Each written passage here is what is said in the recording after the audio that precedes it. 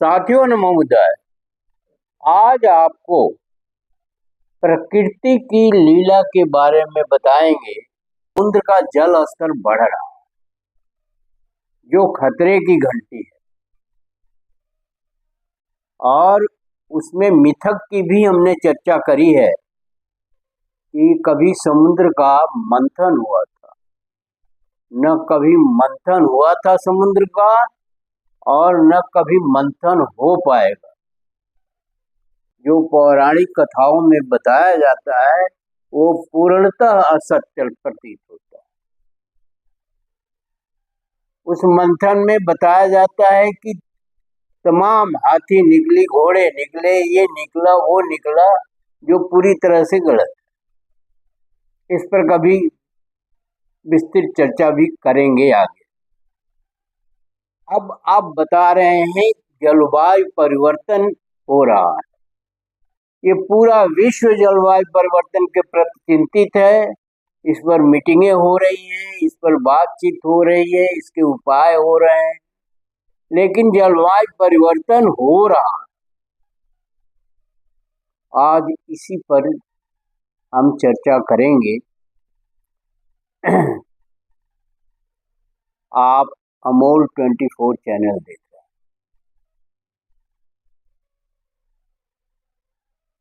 जलवायु परिवर्तन के कारण विकास बाधित होता है, भारी आर्थिक नुकसान होता है, तबाही मचती है, जीवन अस्त व्यस्त होता है, और तमाम तरह की विसंगतियां उत्पन्न होती हैं। 2022 में इस परिवर्तन के कारण बाढ़, तूफान और सूखे की कई घटनाएं घटित हुई, और उसके कारण 100 करोड़ अरब डॉलर की क्षति हुई। बहुत बड़ी धनराशि है। उन घटनाओं का उल्लेख करना आवश्यक है। भारत में कोई इस प्रकार की घटना नहीं हुई, लेकिन भारत में हीट स्ट्रोक का बहुत तेज प्रभाव पड़ा, जिसकी वजह से जनजीवन अस्त व्यस्त हुआ।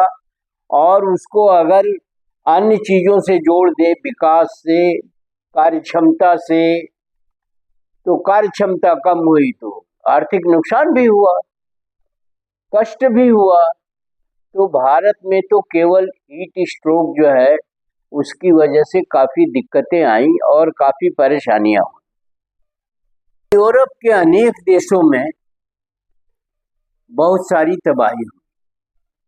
यूरोप ठंडा मुल्क है, तो ठंडे मुल्क में स्थिति बड़ी खराब रहती है। तो 2022 के दौरान यूरोप के अनेक देशों में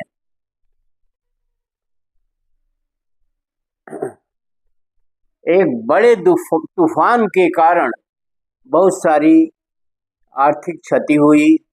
उसमें बेल्जियम है, जर्मनी, आयरलैंड, नीदरलैंड, पोलैंड तथा ब्रिटेन में भारी तबाही, जिसके कारण काफी लोग मारे गए और अरबों डॉलर की संपत्ति का नुकसान। उस तूफान के कारण, जो अनियंत्रित था तूफान, और उस तूफान के कारण इन देशों में भारी तबाही हुई। और तबाही का मतलब आर्थिक नुकसान उससे जुड़ा हुआ है। तबाही के साथ आर्थिक नुकसान जुड़ा हुआ है। जनजीवन अस्त व्यस्त हुआ तो आर्थिक नुकसान हुआ, और तमाम तरह की दिक्कतें आई, बहुत सारे विध्वंस भी हुए। तो अरबों डॉलर की संपत्ति जो है वो नष्ट हो गई। इसी प्रकार ऑस्ट्रेलिया में बाढ़ से हुई तबाही के कारण 7 से 8 अरब धन की क्षति हुई। करीब 60,000 लोगों को अपने घर से बेघर होना पड़ा और 50 मौतें हुई। अप्रैल के पूर्वी केप टाउन में आई बाढ़ के कारण 3 से 4 अरब डॉलर का नुकसान हुआ और हजारों लोग मर गए तथा 40,000 को पलायन करना पड़ा। जून में पाकिस्तान में बाढ़ के कारण बहुत तबाही हुई, जिसमें 2000 के आसपास लोगों की मौतें हुई और 70 से 80 लोगों को पलायन करना पड़ा। 5.5 से 6 अरब डॉलर की क्षति हुई। चीन में बाढ़ से 12.5 अरब डॉलर का नुकसान हुआ, क्षति हुई और यूरोप में पड़े सूखे के कारण 20 अरब डॉलर की क्षति हुई। ये आकलन है। सितंबर के में कनाडा में ट्रॉपिकल साइक्लोन के कारण 3 अरब डॉलर की क्षति हुई और 13 से 15 हजार लोगों ने पलायन किया। क्यूबा अमेरिका में आए ट्रॉपिकल साइक्लोन से घटनाओं में 100 अरब डॉलर की क्षति हुई, जबकि 50 मौतें हुई और 50,000 लोग जो है पलायन करना पड़ा। अब ये भयावह आंकड़ा है।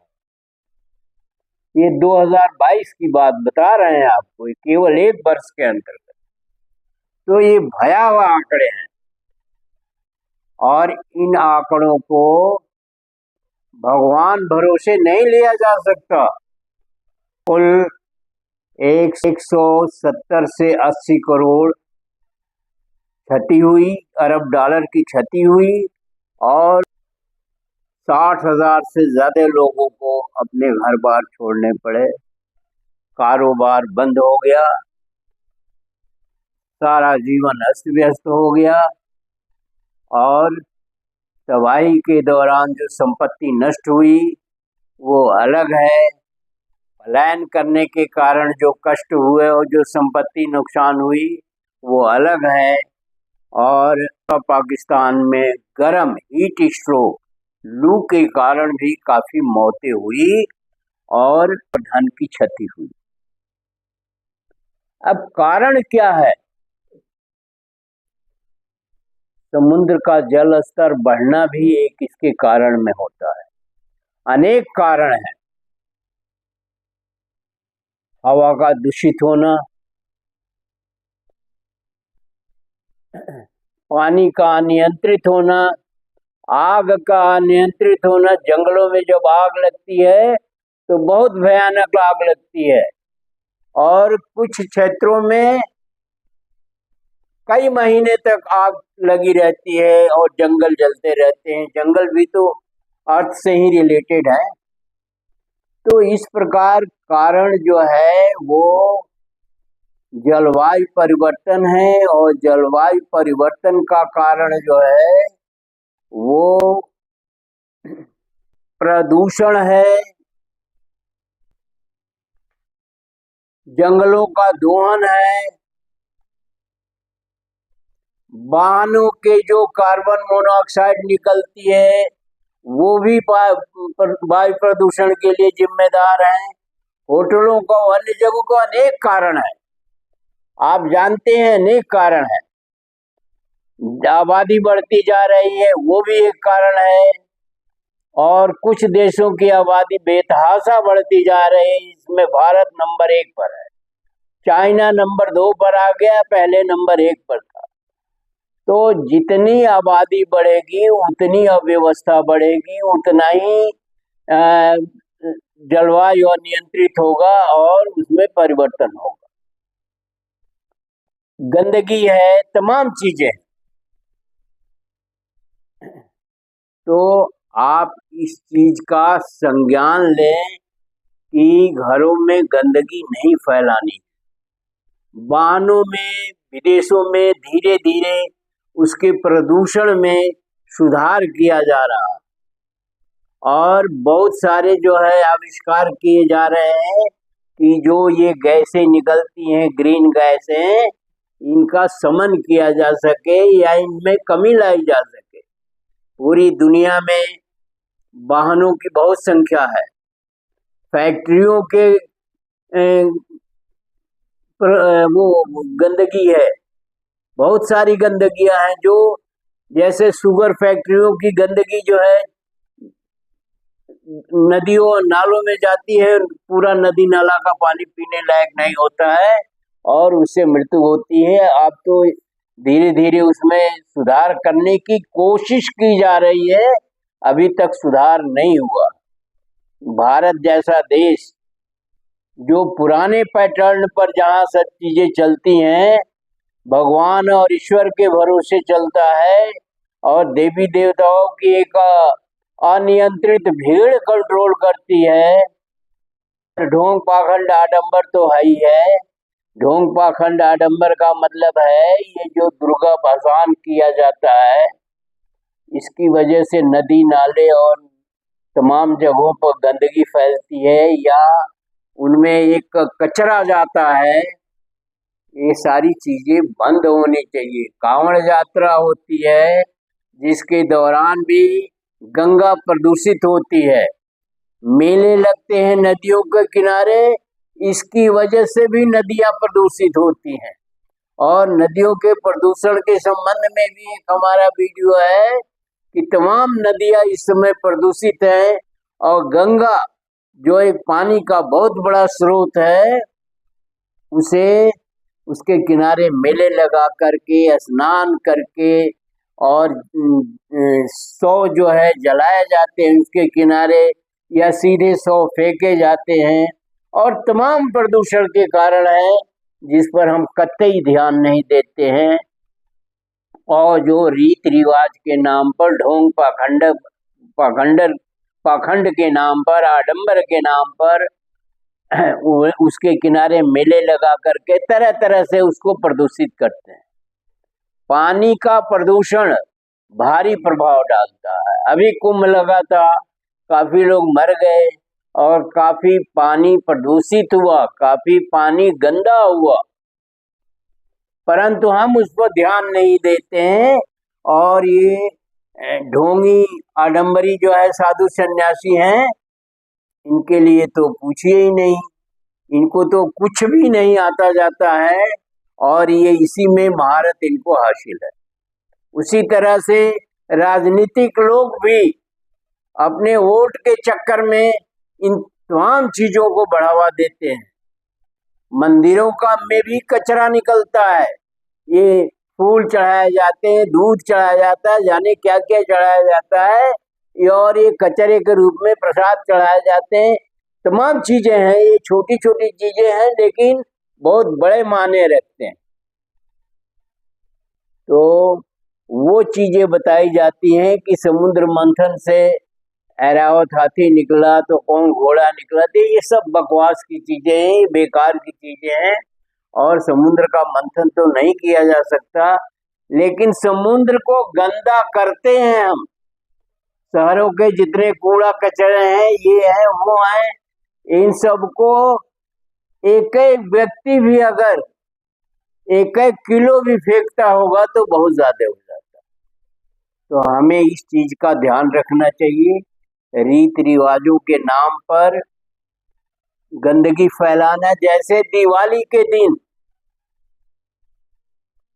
इतना प्रदूषण होता है, इतना प्रदूषण होता है, लेकिन फिर भी हम नहीं मानते हैं और न सरकारें इस पर जोर देती है और जनता जागरूक नहीं है, शिक्षित नहीं है और भेड़ चाल है, जिसकी वजह से स्थिति दिन पर दिन बिगड़ती जा रही। पहले घरों में ईंधन जलाए जाते थे, लकड़ी पर खाना बनाया जाता था, उसका कचरा या मल मूत्र का कचरा या मरे हुए जानवरों का कचरा, ये सब जो है पानी में, नदियों में या अन्य जगहों में जो फैलता है, उससे जो गैसें, ग्रीन गैसें पैदा होती हैं, वो पूरे वायुमंडल को नुकसान पहुंचाती हैं और जलवायु में परिवर्तन आता है।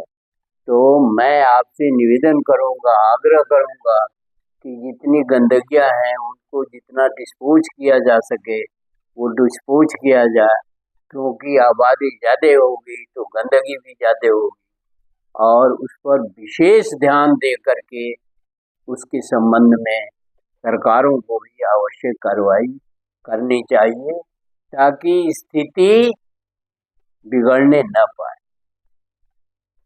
वीडियो को ध्यान से पढ़िए, उसको समझिए, दूसरों को भी समझाइए, कमेंट बॉक्स में हमें भी समझाइए और अगर चैनल को आपने सब्सक्राइब न किया तो सब्सक्राइब कर लीजिए। वीडियो को शेयर और लाइक करना न भूलें। धन्यवाद। जय भारत, जय संविधान।